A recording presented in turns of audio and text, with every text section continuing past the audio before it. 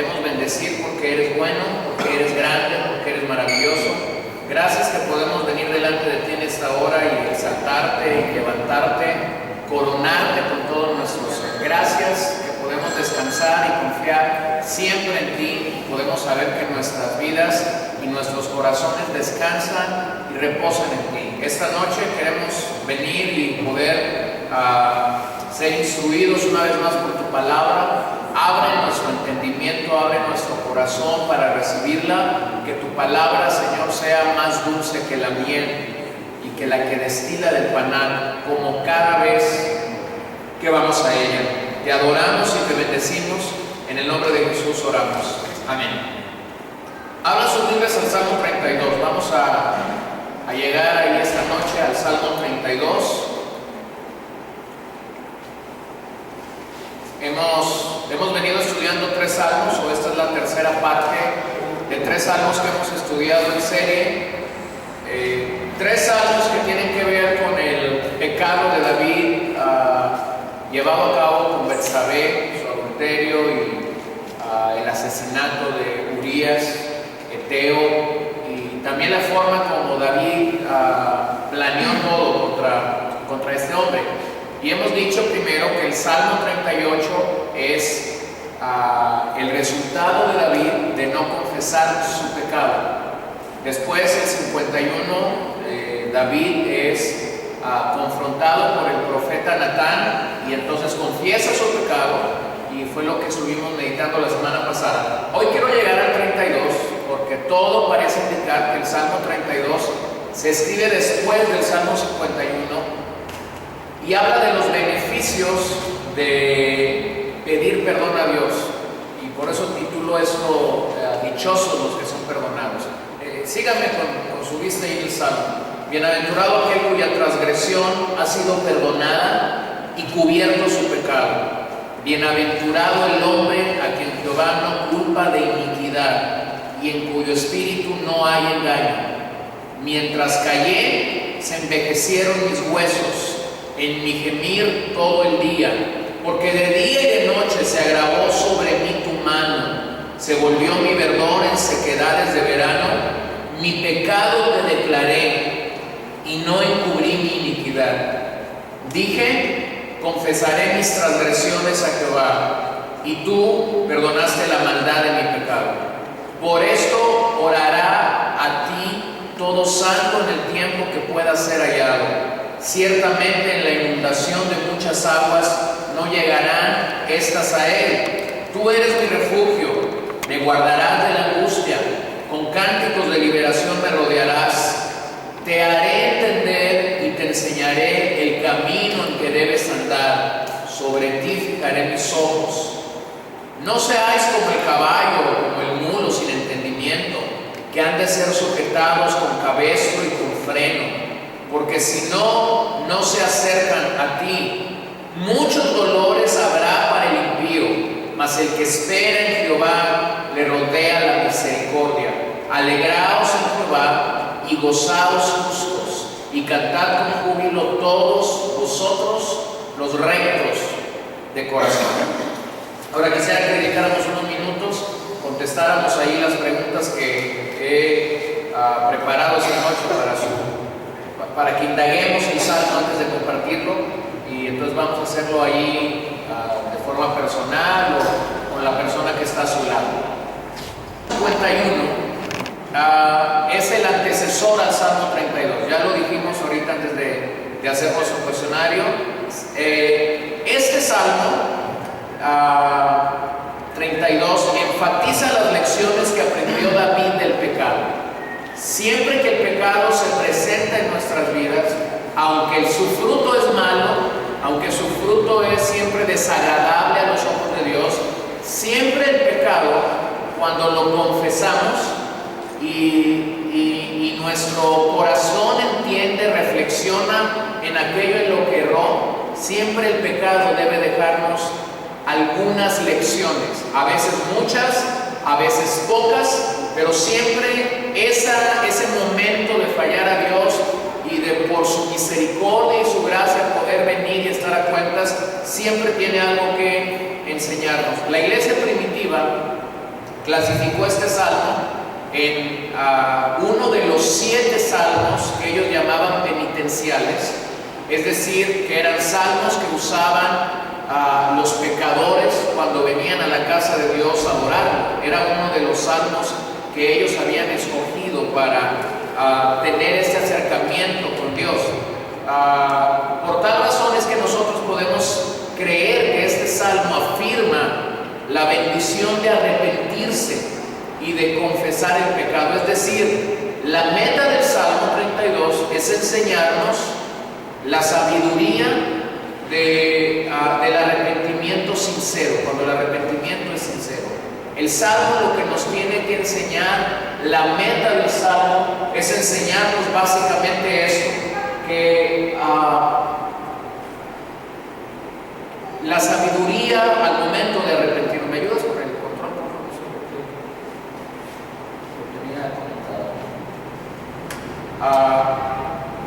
Y se ha considerado también como un salmo de gratitud. Ya hemos dicho que hay salmos que combinan varios aspectos. También se pudiera ver como un salmo de gratitud porque David no deja de agradecer que Dios lo ha perdonado, que Dios lo ha rescatado de eso.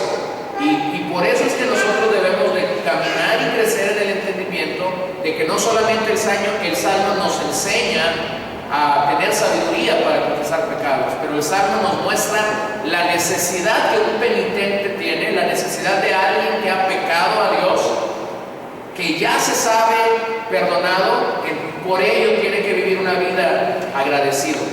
El bosquejo del salmo es muy sencillo. De hecho, el salmo tiene una estructura que a los hebreos manejaban mucho en su poesía. Es un chiasmo, es decir, comienza dando una enseñanza de sabiduría, tiene una parte de gratitud en el centro, en los versos 3 y 5, vuelve a tener una parte de gratitud en los versos 6 y 8, termina con una enseñanza de sabiduría.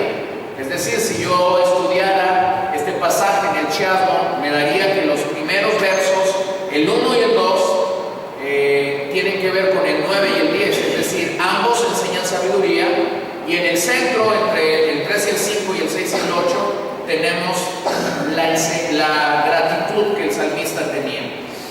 De hecho, San Agustín hizo de este salmo su salmo favorito. Y Lutero decía que este era un salmo muy paulino, es decir, por la temática que el salmo habla, Lutero lo llamó un salmo paulino. Ahora veamos ahí algunos aspectos importantes que el salmo nos enseña. Lo primero es que el salmo nos brinda sabiduría, nos da esa riqueza que hay en los salmos, de enseñarnos sabiduría a nosotros. Vean que el salmista dice que el hombre que ha sido perdonado es ¿qué? ¿Qué dice el verso 1? ¿El hombre qué es ahí? Es bienaventurado. Ahora, esta es una palabra que nosotros rápidamente la conectamos al Sermón del Monte, porque el Sermón del Monte comienza con un prólogo que inmediatamente después nos pasa a las bienaventuranzas de Jesús. La persona que aquí David está calificando como bienaventurada precisamente es aquella que ha experimentado el perdón de Dios. O sea, en el contexto del Salmo, el bienaventurado es alguien que ha experimentado el perdón de Dios de todos sus pecados. Como respuesta a que Dios ha perdonado todos nuestros pecados, el Salmo nos invita a ser transparentes delante de Dios, a ser íntegros delante de Dios, a no ocultar nada absolutamente delante de Dios. Observen que el salmista está señalando que la felicidad, la dicha que siente al saberse bienaventurado no consiste en posesión de bienes, porque él era el rey y lo tenía todo. Pero él se siente dichoso porque Dios ha perdonado su pecado. El salmista pondera aquí el perdón de Dios, la gracia de Dios y todo tipo de bendición espiritual que proviene de Dios. Aquí es donde el Salmo, a pesar pesar de haber sido escrito siglos atrás, tiene una connotación tan profunda para nosotros que vivimos en un tiempo de gracia. Y es que el perdón de pecados es el fundamento para todo tipo de bendición espiritual. ¿Dónde comenzó usted y yo? ¿Dónde comenzamos a reconocer que éramos bendecidos espiritualmente? Pues la primera piedra, el fundamento que se necesitó para entender la bendición espiritual de Dios, fue precisamente esto: la confesión de nuestros pecados, y que en ese momento experimentáramos el perdón de Dios. La piedra angular de la vida cristiana, la piedra angular del cristianismo sigue siendo la misma. Es bienaventurado, es dichoso aquel que ha sido perdonado de sus pecados, y aún más cuando entendemos lo siguiente: no lo merecíamos. ¿O habrá alguno aquí que lo haya merecido? Ninguno lo merecíamos. Sin embargo, este es el amor de un Dios misericordioso, maravilloso, que en su soberanía decide hacerlo. Ahora tenemos que observar, el Salmo no está describiendo a alguien perfecto. El hecho de que una persona sea bienaventurada porque ha sido perdonado de sus pecados no hace que la persona sea perfecta. Pero si una persona reconoce su pecado delante de Dios y recibe la misericordia de Dios en su vida, el Salmo lo llama, el Salmo lo califica como alguien bienaventurado. Mira, la lucha en la Biblia, desde Génesis y hasta Apocalipsis, la lucha en toda la Biblia ha sido que el hombre ha intentado de cubrir su pecado, ha tratado de ocultar su pecado, ha tratado de esconder su pecado. Y cuando el hombre, por sus obras de justicia, ha querido esconder esto, la Biblia nos dice claramente que no hay forma de cubrir nuestro pecado. El único capaz, el único que tiene la gracia, el único que tiene el amor, el único que tiene la suficiencia para cubrir nuestros pecados es Dios, por medio del sacrificio de Jesús. Entonces, muchos siglos después de que David escribiera este salmo, cuando el apóstol Pablo escribe a los hermanos en Romanos y les habla acerca del cómo jamás el hombre, por más que se esfuerce, puede cumplir la ley de Dios, puede buscar el perdón de Dios en sus propias fuerzas, y lo pone de manifiesto en la carta a los Romanos, capítulo 4, versos 6 y 8, y precisamente cuando habla de esto, toma las palabras de David. Vean, esta es la belleza de este salmo, que Pablo toma las palabras de David en Romanos 4, 6 y 8, como también David habla de la bienaventuranza del hombre, a quien Dios atribuye justicia sin obras, diciendo: bienaventurados aquellos cuyas iniquidades son perdonadas y cuyos pecados son cubiertos. Bienaventurado el varón a quien el Señor no inculpa del pecado. ¿No le parece curioso que cuando David escribe esto, muchos años antes que Pablo escribiera a los romanos, no le llama la atención que cuando Pablo tiene que hablar a los romanos acerca del perdón de los pecados, acerca de la dicha de haber sido perdonados por Dios, tome las palabras de David, traiga las palabras de David? Lo que quiero mostrar con esto es una línea y decir, tanto en el Antiguo Testamento como en el Nuevo Testamento, el perdón de Dios tenía como plataforma, tenía como base lo mismo. El hombre no puede alcanzarlo, el hombre no puede lograrlo, el hombre por más que se esfuerce no puede alcanzar el perdón de Dios. El único que puede perdonar los pecados de un hombre, y curiosamente Pablo lo anota muy bien, sin obras, es Dios. El único camino a la salvación es el perdón de Dios. Y esto viene mediante la obra de Cristo. Entonces no hay nada más grande que un hombre pueda experimentar. No hay dicha, no hay felicidad más grande que un hombre, que una mujer, que un niño, que un anciano pueda experimentar, que saberse perdonado de su pecado. David toma tres palabras que las hemos meditado, las hemos estudiado mientras hemos venido en estos tres salmos, pero David las vuelve a tomar, las tres palabras, para explicar nuevamente en qué consiste el pecado. Lo primero que él dice acerca del pecado es que es transgresión, y transgresión es todo acto de rebeldía frente a la voluntad de Dios.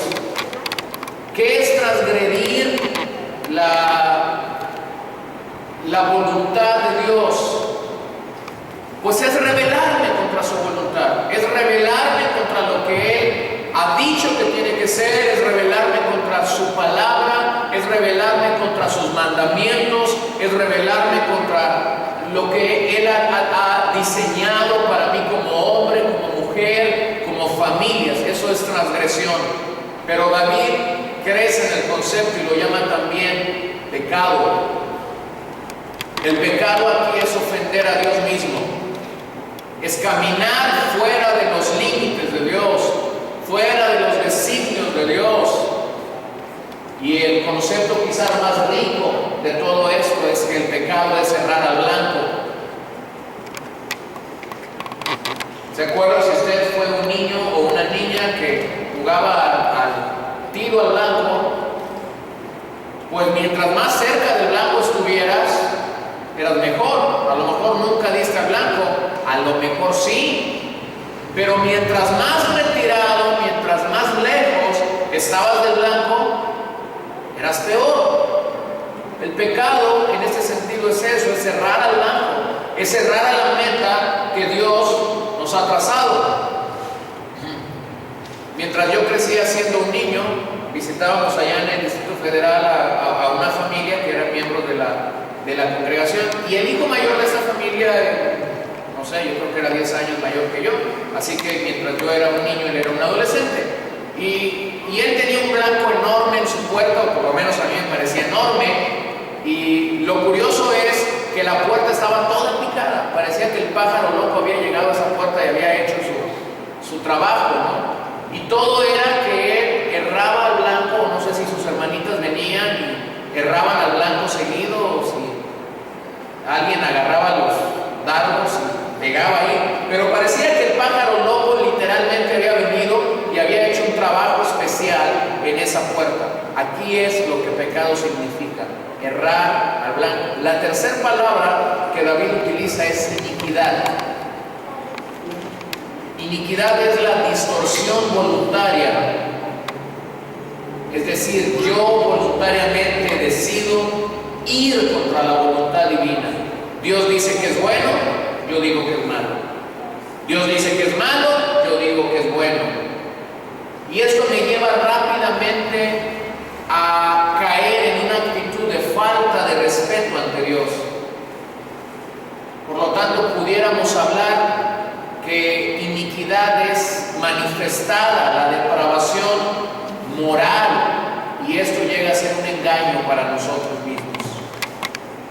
Ese es el poder del pecado en nuestras vidas. Eso es lo que el pecado hace una y otra vez sobre nuestras vidas.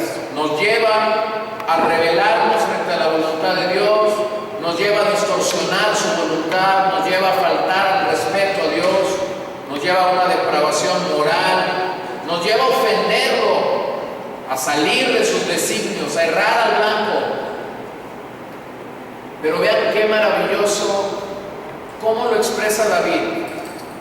Cuando él habla del pecado, lo manifiesta en tres palabras: pecado, iniquidad, transgresión.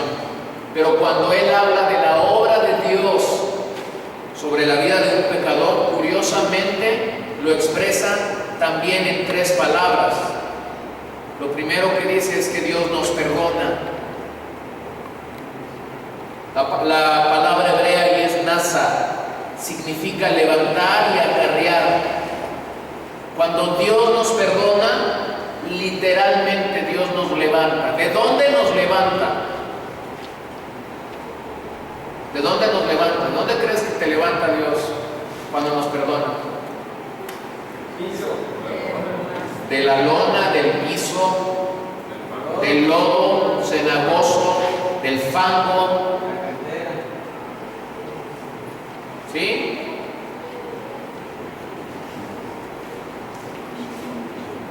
Recuerdo hace unos años cuando salió aquella canción que decía: ¿qué sería de mí si no fuera por ti?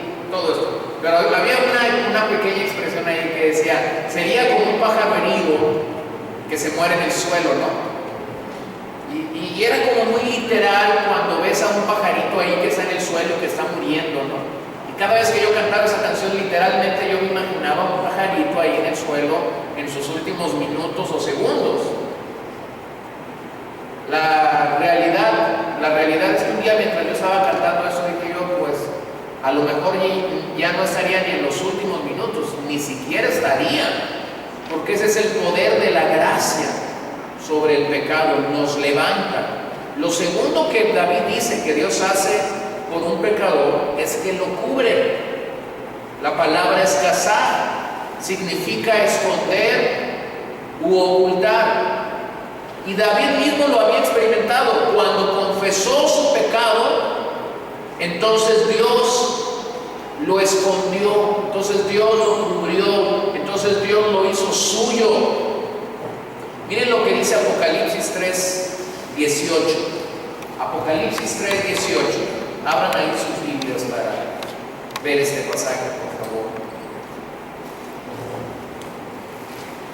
Está escribiendo Juan a una de las iglesias en Asia, y vean cómo les dice: por tanto yo te aconsejo que de mí compres oro refinado en fuego, para que seas rico, y vestiduras blancas para vestirte, y que no se descubra la vergüenza de tu desnudez, y unge tus ojos con colirio para que veas. La vergüenza de tu desnudez. ¿Qué es lo que hace Dios con la vergüenza de nuestra desnudez? La cubre. Pero mientras el pecado no ha sido confesado, la desnudez está.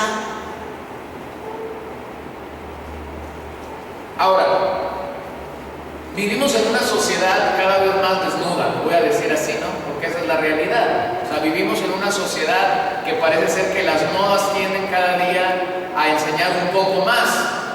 Pero imagínate esto, hablando en el término pecado. Imagínate que alguien peca, para no decir que tú o yo, pero alguien peca, y el pecado es manifestado en desnudez. Y entonces lo que básicamente la vergüenza del pecado hace es presentarnos desnudos. Y el único que puede cubrir nuestra desnudez es Dios. ¿Se acuerdan del primer intento del hombre para cubrir su pecado? Se comenzaron a tapar cuando nunca habían estado tapados. Y Dios viene y les hace la pregunta: ¿por qué? ¿Por qué están haciendo eso? El corazón de Dios, el anhelo de Dios, el deseo de Dios, pero también el favor de Dios en toda la Biblia es que Él es el único que puede cubrir nuestra desnudez. Porque esta idea habla claramente del perdón de Dios hacia nuestros pecados. La tercera palabra que David usa es imputar, hasad. Esta palabra tiene que ver con emitir un juicio. En este caso es que el pecado siempre va a tener un juicio delante de Dios. Siempre que una persona peca, vendrá un juicio. Pero en este caso que David está usando la palabra imputar, es que el pecado será acreditado a alguien. Y lo que David ha logrado cuando ha pedido perdón a Dios es que Dios ya no vea su pecado, sino que ahora este pecado haya sido imputado a la causa de Dios. En el Nuevo Testamento esta doctrina es mucho más clara y crece cuando entendemos que Dios ya no ve la vida de un pecador como la veía antes. Cuando cuando somos perdonados, cuando por gracia es que venimos al Calvario y recibimos el perdón de nuestros pecados, Dios nos mira a través del sacrificio de Jesús. Y ahí es donde vemos más claramente cómo es que nuestro pecado, nuestro castigo, nuestra rebeldía, ahora es vista a través de la cruz del Calvario. Aunque David no había experimentado el favor, la gracia que nosotros tenemos ahora para entender todo este misterio del Calvario, lo está escribiendo como si pareciera entenderlo de una manera muy clara. Ahora vean del verso 3 al 8 cómo es que Él viene y da gracias a Dios. Del verso 3 al 5 se nos describe el porqué de muchos enfermos, el porqué de muchos envejecieron prematuramente y fueron condenados.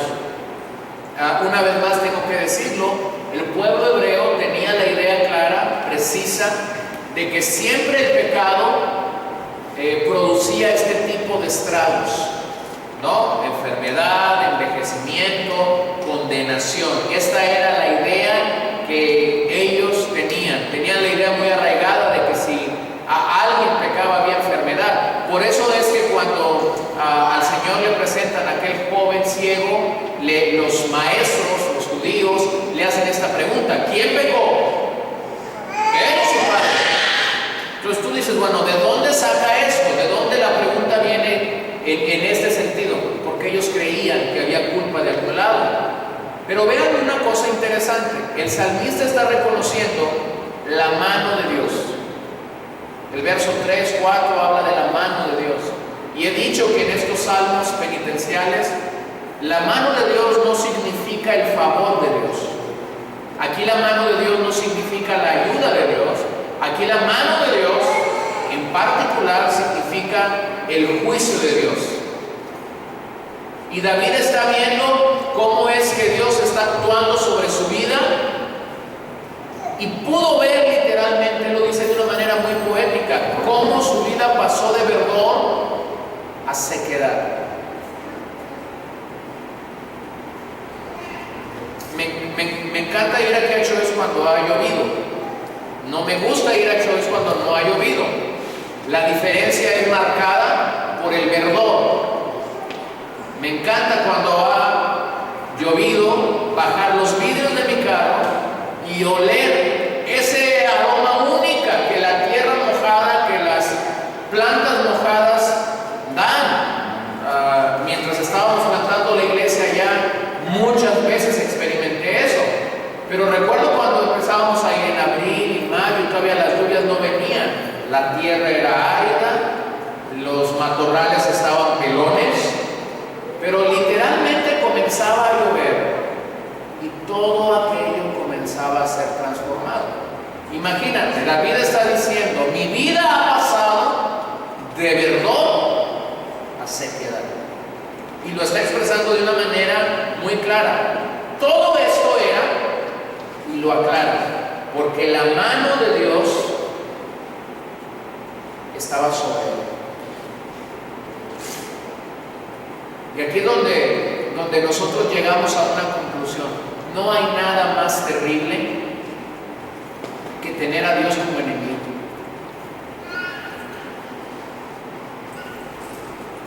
No hay cosa más terrible que tener a Dios como enemigo. Sin embargo, la gente prefiere no tocar este tema. La amistad con el mundo es enemistad con quién? Dios. Con Dios. Pero cuando tocas el tema amistad, enemistad con Dios, como que la gente le saca la vuelta. Y aquí David está diciendo algo increíble. El juicio de Dios ha venido sobre mí. Este padecimiento pudo incluir dolor o simplemente describir el remordimiento que estaba sobre su vida. Observen en este verso cómo es que dice David, mientras callé. Y aquí la expresión mientras callé significa mientras no confesaba mi pecado. Recuerde que entre su pecado y la confesión del Salmo 51 se cree aproximadamente hay un año de diferencia. Es decir, por un año David estuvo resistiendo confesar su pecado, hasta que un buen día el profeta Natán entró a la corte del rey, le contó aquella maravillosa parábola, historia. David dijo: hay que ir sobre él y hay que matarlo. Y Natán le dice: el actor principal de la historia es él. Y ahí es cuando David irrumpe el Salmo 51. Entonces, mientras nosotros nos rehusamos a confesar nuestros pecados, sea cual sea, mientras nosotros nos rehusamos a confesar nuestros pecados, hay una latente, hay una constante sufrimiento. El pecado no confesado siempre nos llevará a experimentar sufrimiento. Y aquí es donde David introduce la palabra gemir. Gemir aquí es quejarse. Pero observen algo. Dice que estaba gimiendo continuamente, de día y de noche. Y aquí es donde tenemos que entender: Dios no quiere tu gemir. Dios no quiere mi gemir. El gemir no sirve. ¿Qué es lo que Dios quiere? Que confieses tu pecado. Entonces David estaba gimiendo por su pecado, se estaba doliendo por su pecado, pero no le decía a Dios: perdóname por esto. Gemido quizás es una de las fallas o de las faltas que comúnmente cometemos más los cristianos, y pensamos que gemir es confesar. No, gemir no es confesar. Quejarte delante de Dios de los resultados que tu pecado o mi pecado tiene no es confesar a Dios tu falta. Y esto siempre tendrá repercusiones físicas y emocionales. Ya hemos visto el ejemplo de Corinto, pero me gustaría que lo viéramos de nuevo. Vayan a 1 Corintios 11, 29, 32, por favor. Está Pablo hablando de la cena del Señor. Está hablando de lo grandioso que es la cena del Señor, pero a la vez tiene que reprender a los hermanos en esta ciudad de Corinto, porque ellos estaban cometiendo un grave error. Y aquel reclamo es tan válido para aquellos días como lo es para nosotros. Vean conmigo 1 Corintios 11, 29, 32. Alguien lo lee, por favor. Porque el que come y bebe indignamente, sin discernir el cuerpo del Señor, juicio come y bebe para sí. Igual hay muchos enfermos y debilitados entre vosotros y muchos duermen. Si pues nos examinásemos a nosotros mismos, no seríamos juzgados, mas siendo juzgados somos castigados por el Señor, para que no seamos condenados con el mundo. Por lo cual hay muchos enfermos y debilitados entre vosotros, y muchos duermen. Y ya he explicado que la palabra dormir no es echarte una siestecita de 5 a 6 de la tarde. Ahí la palabra dormir es muertos. Muchos habían muerto. ¿Por qué habían muerto esos hermanos en Corinto? ¿Por qué creen que habían muerto? Porque no habían confesado sus pecados. Por eso en el verso 12 Pablo nos dice: si pues nos examinásemos a nosotros mismos, no seríamos juzgados. ¿Por quién es juzgado el cristiano? En este contexto del pasaje, ¿quién está juzgando?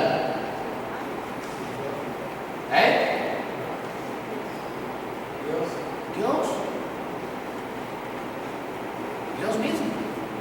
Dios está animándonos, exhortándonos a confesar nuestros pecados. El gran tema de toda la Biblia, el gran llamado de toda la Biblia es este: arrepiéntanse, vuélvanse a mí, dejen limpio su camino.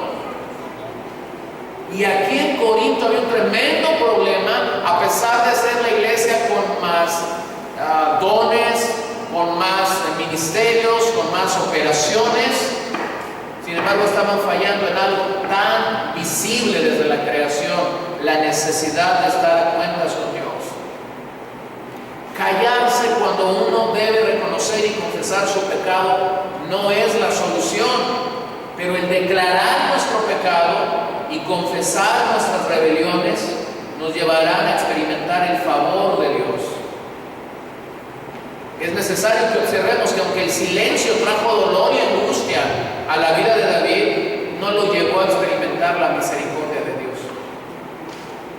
El silencio, el dolor que el pecado puede producir en nuestras vidas, el que mucha gente diga, híjole, yo la regué, no va a producir la misericordia de Dios, no va a producir la dádiva de Dios. Lo único que lo hará es la confesión de nuestros pecados. El perdón de Dios llega cuando nosotros confesamos nuestros pecados, no cuando nos lamentamos de ellos. Mucha gente en Cristo se lamenta de sus pecados, pero no avanza porque no los ha confesado. Vean conmigo algunas citas, por favor. Jaime, Proverbios 28:13. Gabriel, por favor, Lucas 15:20. Vean aquí lo que estos pasajes nos llaman a hacer.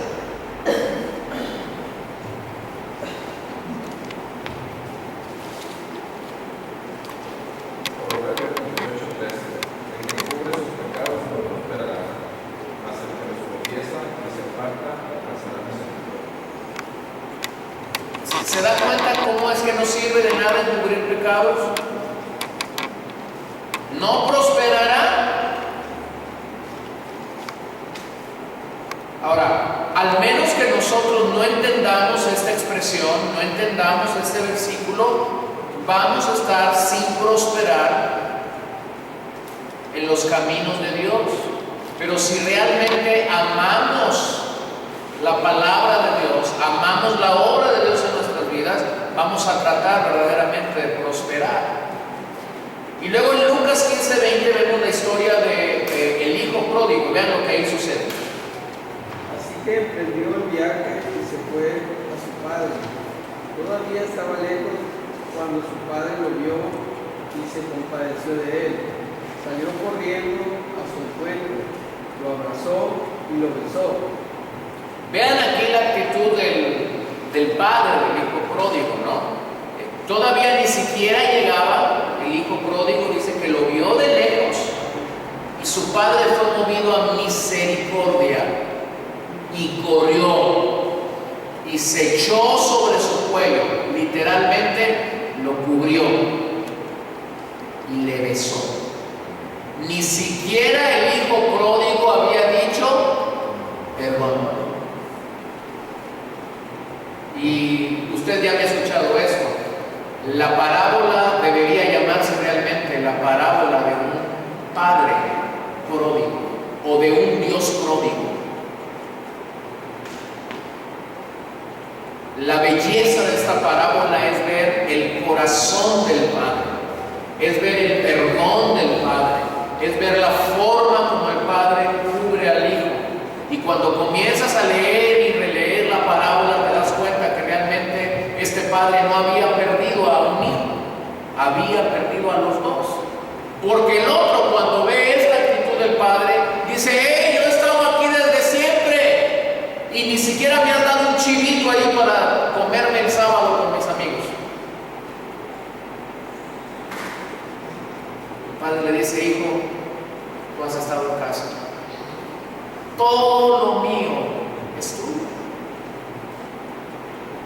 Pero vean el corazón de este Padre, sale al encuentro, lo besa, se echa sobre su cuello, es movido a misericordia. Qué maravillosa imagen de el perdón de nuestro Padre sobre nosotros. Y del verso 6 al 8 hay tres principios importantes para nosotros que hemos experimentado la dicha del perdón. El primer principio que encuentro aquí es que quien ha experimentado el perdón de Dios, quien ha pasado por este proceso primero de estar callado por el pecado y posteriormente recibe el perdón de Dios, debe ser parte de una comunidad arrepentida, pero que llama a otros a ser parte de una comunidad No basta, la dicha del perdón no basta con que tú y yo nos sintamos contentos, con que tú y yo nos sintamos felices porque Dios nos ha perdonado. Eso es solo una parte de la verdad. La otra parte es que tú y yo llamemos a otros a ser parte de una comunidad arrepentida.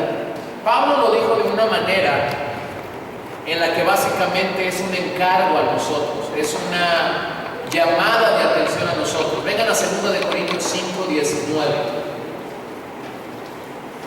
Rafael, por favor, allá atrás. Y ¿quién no ha leído? Xiomara, Isaías 55, 6, 7. Que Dios estaba en Cristo reconciliando consigo al mundo, no tomándole en cuenta a los hombres sus pecados, nos encargó a nosotros la palabra de la reconciliación. ¿Qué nos ha encargado? ¿La palabra de qué? De la reconciliación. Qué gran desafío, qué gran reto.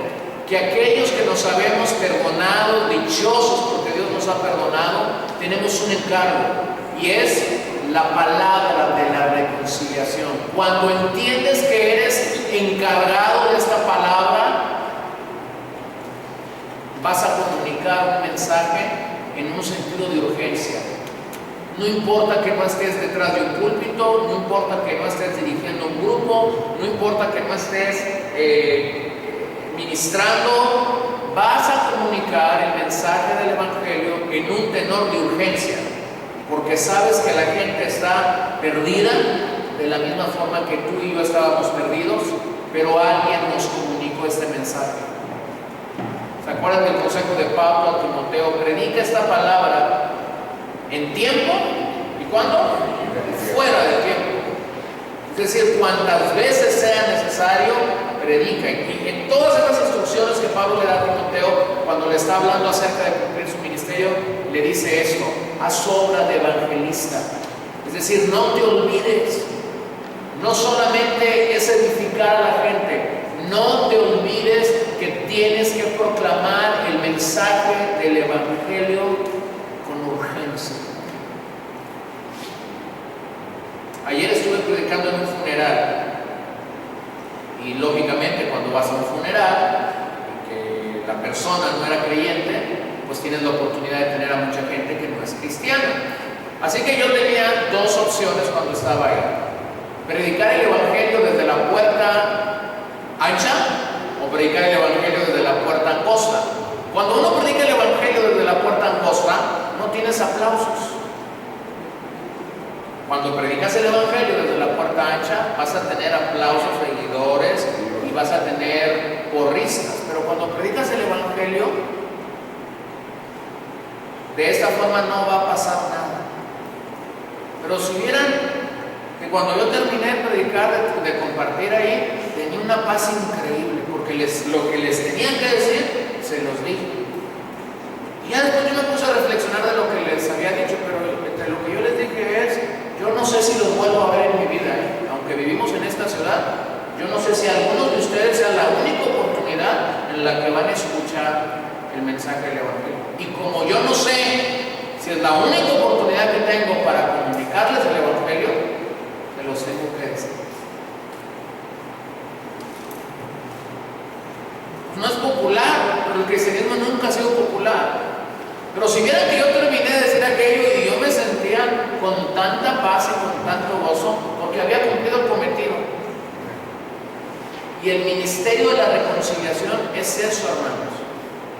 A veces la gente, cuando lo escucha, va a querer reconciliarse con Dios. A veces la gente, cuando lo escucha, te va a odiar.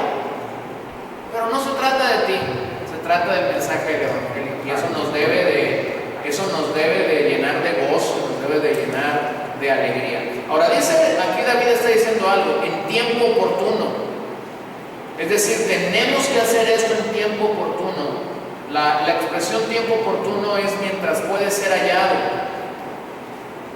Y es que el Espíritu Santo, en todo este proceso de confesar nuestros pecados, tiene un tiempo oportuno para cada uno de nosotros, en el que nos está redarguyendo de nuestro pecado. Y lo que David hace aquí es básicamente decirte, cuando eres redarguido por el Espíritu Santo a pedir perdón, a confesar tus pecados, no lo resistas. Hazlo. Hazlo lo más rápido posible, porque si no lo haces lo más rápido posible, como decimos aquí en México, vas a agarrar callo. Te vas a resistir hoy, te vas a resistir mañana, te vas a resistir pasado mañana, te vas a seguir resistiendo y vas a agarrar callito. Entonces, ¿cuándo es que nosotros deberíamos responder al impulso, a la llamada de atención del Espíritu Santo para pedir perdón? En tiempo oportuno. Miren cómo Isaías lo expresó en sus días. Busquen al Señor mientras se deje encontrar, llámenlo mientras se cercano, que abandone el malvado su camino y el perverso sus pensamientos, que se devuelva al Señor, a nuestro Dios, que es generoso para perdonar y de él recibirá misericordia. Dice, mientras puede ser hallado, pero vean al final, Él es generoso para perdonar. Nosotros tenemos que responder a la llamada de atención que el Espíritu Santo hace a nosotros. Es un ministerio, redarguirnos de todo pecado. El principio 2 que observo aquí en estos versos es la esperanza y la seguridad se fundamenta en Dios. David llega a entender que Dios y solamente Dios es su refugio. Cuando sabemos que Dios nos ha perdonado, veremos a Dios como nuestro refugio, ya no lo veremos como nuestro enemigo. Hay una tremenda diferencia entre ver a Dios como nuestro refugio y tenerle como nuestro enemigo.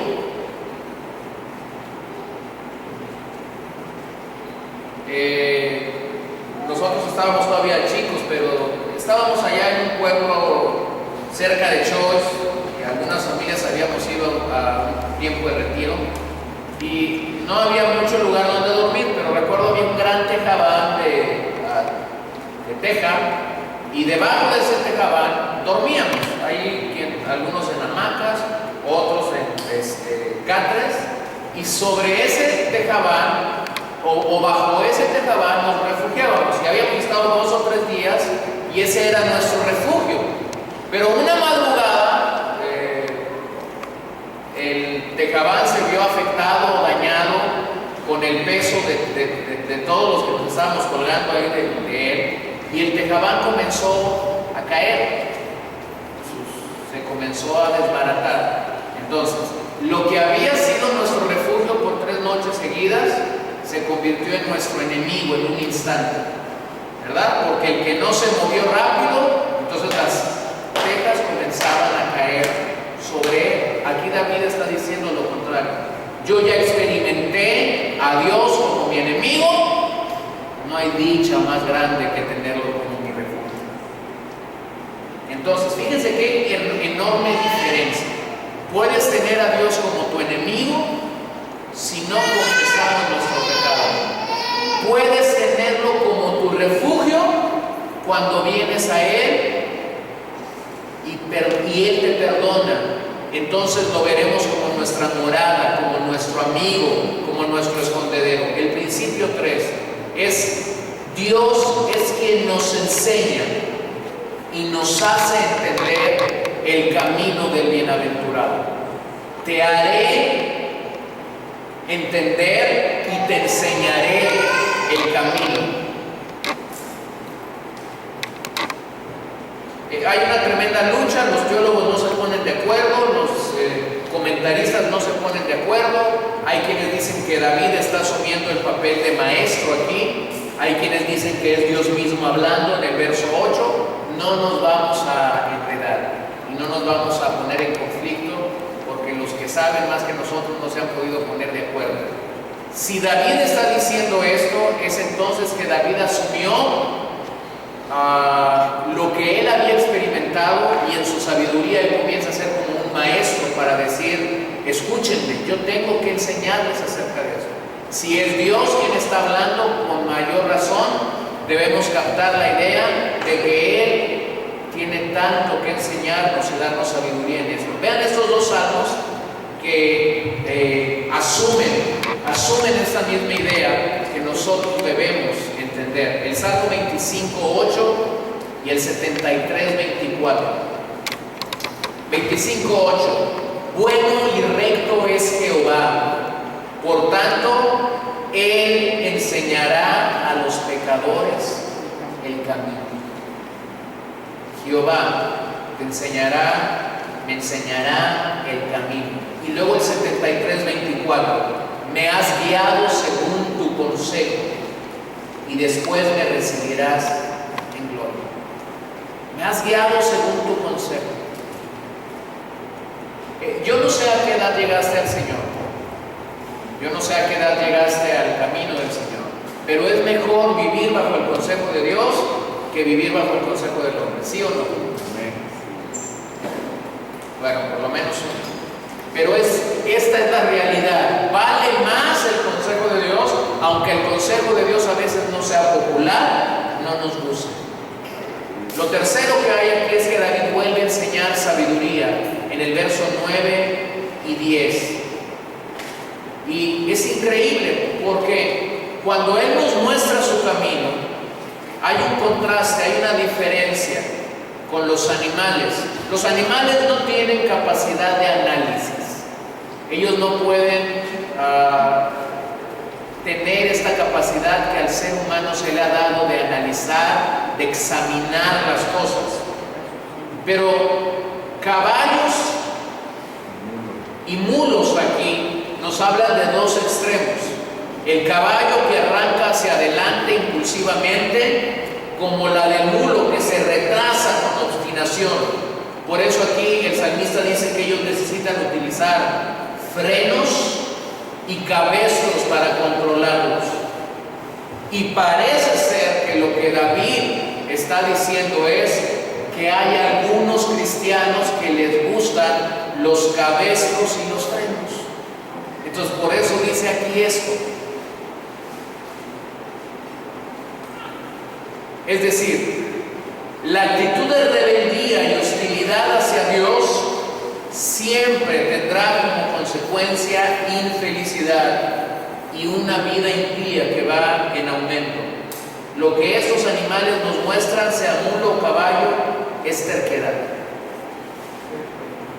Y lo que Dios está diciendo es: no quiero tratar contigo como un mulo ni como un caballo, pero si es necesario, lo hacemos.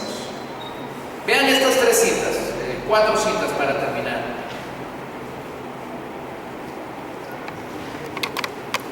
Mónica, por favor, Proverbios 26:3, Monse, Isaías 1:3, hermana Josefina, Santiago 3:3, David, Efesios 5:15 al 17.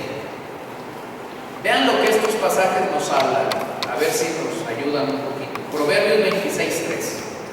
Porque tu misericordia está delante de mis ojos y ando en tu verdad. 26:3. ¿Sí o no? Proverbios 26:3. El que tiene Isaías 1:3. El buey conoce a su dueño y el asno es el que se ve de su señor. Israel entiende, mi pueblo no tiene conocimiento. Vean cómo nuevamente el Señor vuelve a expresar en los días de Isaías y habla del buey y del asno. Y dice: Israel no entiende, mi pueblo no tiene conocimiento. Es decir, había este comparativo. Ahora Proverbios 26:3. El látigo para el caballo, el cabestro para el asno y la vara para la espalda del necio.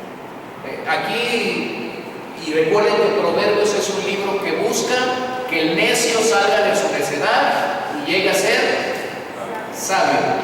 ¿Sí? Entonces dice: bueno, para el caballo, dice Dios, tenemos el látigo. Para el asno tenemos cabestro. Y para el necio tenemos la vara. Bueno, es sabiduría de Dios, Santiago 3:3. No me miren raro. Y aquí nosotros ponemos freno en la boca de los caballos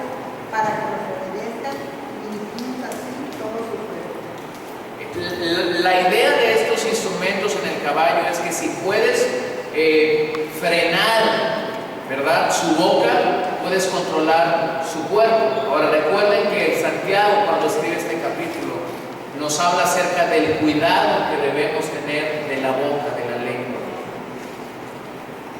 Pero miren, observen algo: donde la gracia perdonadora de Dios ha llegado, donde el perdón de Dios ha venido sobre la vida de una persona y ella lo ha entendido, no habrá necesidad del cabestro, no habrá necesidad del freno, porque al pueblo de Dios, al pueblo que ha asimilado y ha entendido el perdón de Dios, miren lo que Pablo dice que se le ha dado. Mirad pues con diligencia como andéis, no como necios, sino como sabios, aprovechando bien el tiempo, porque los días son malos.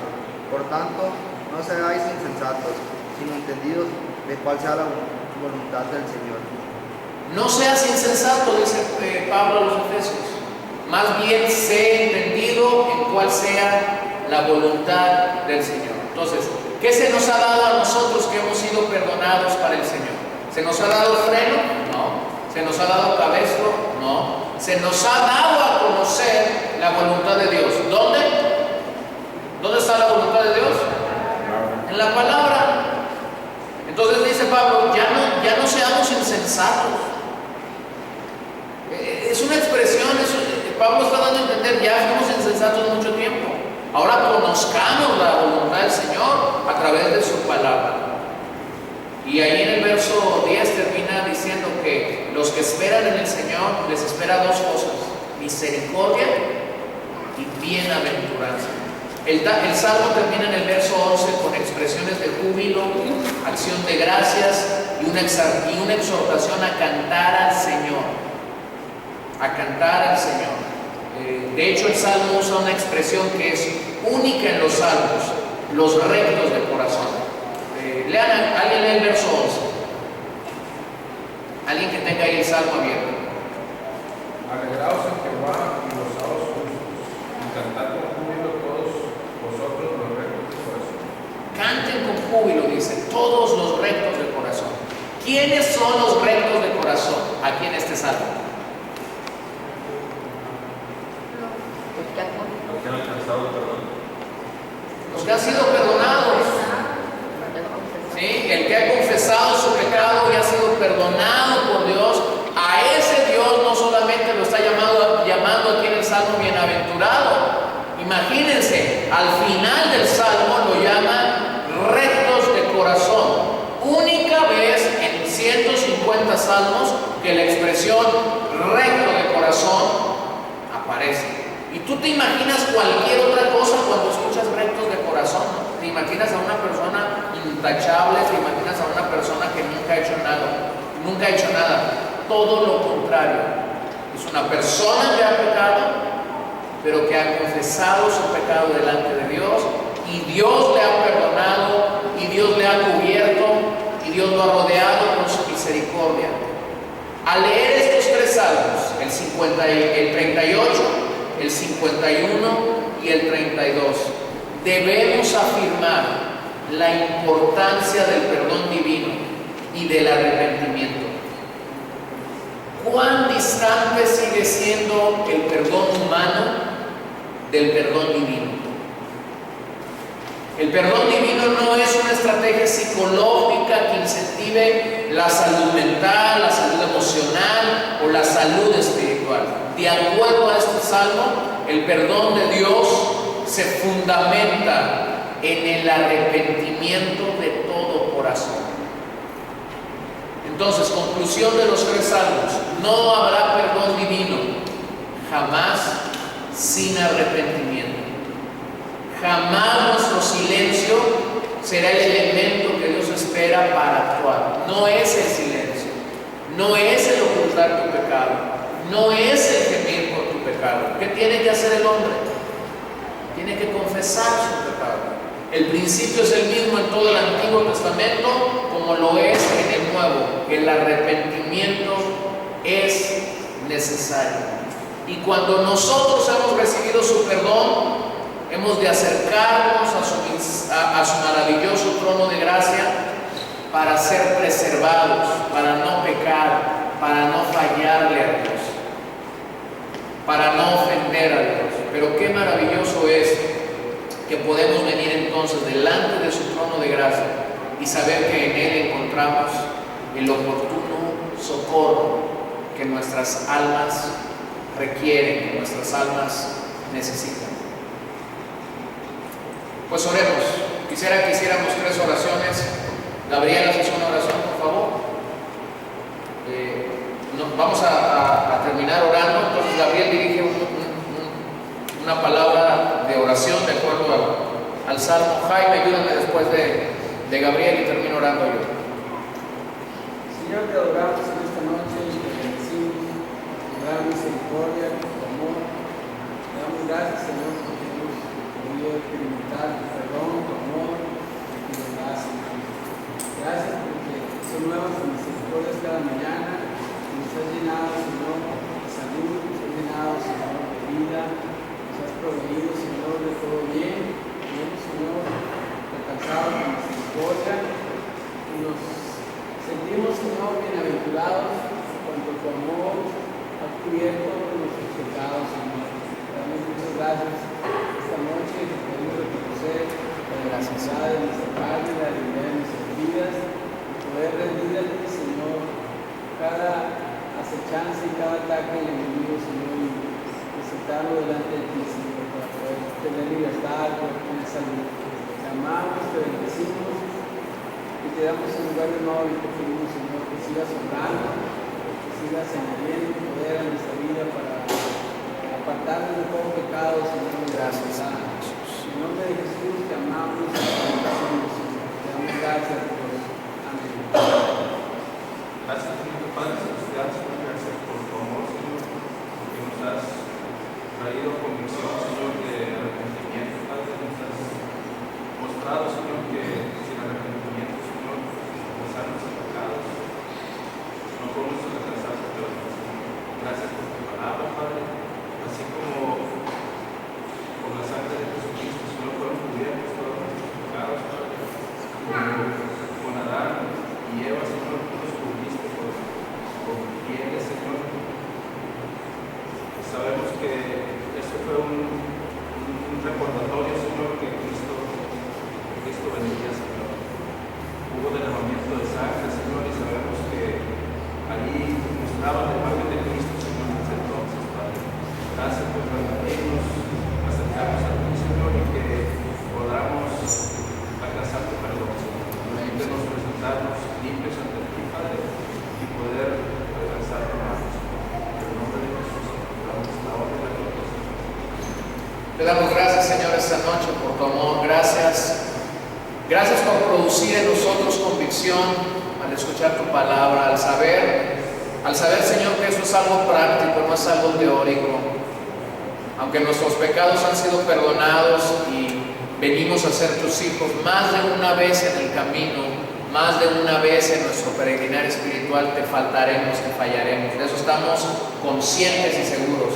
Pedimos que en esa hora, pedimos que en esos momentos nos des tu gracia para confesar nuestros pecados, para venir a ti y tener cuentas claras, estar a cuentas cortas contigo, Señor, a no permitir que el pecado se enseñoree de nosotros, que nos haga ocultarlo, que nos haga callar, que nos haga silenciar. Danos la gracia para poder comunicarte aquello en lo que te hemos faltado, poder pedir perdón, Señor, si hemos ofendido a alguien más, poder resarcir, Señor, si hemos cometido algún error, pero sobre todo danos la gracia para poder confesar nuestra falta delante de ti o delante de los hombres y poder decir, en esto fallé, en esto me equivoqué. Yo pido que tu Espíritu Santo siga trabajando en nosotros y traiga convicción constante y firme de la necesidad que tenemos de venir a ti y de buscar tu favor y tu gracia. Todo esto lo queremos pedir en el nombre de Jesús y te damos gracias por tu amor esta noche. Amén. Amén. Gracias por acompañarnos.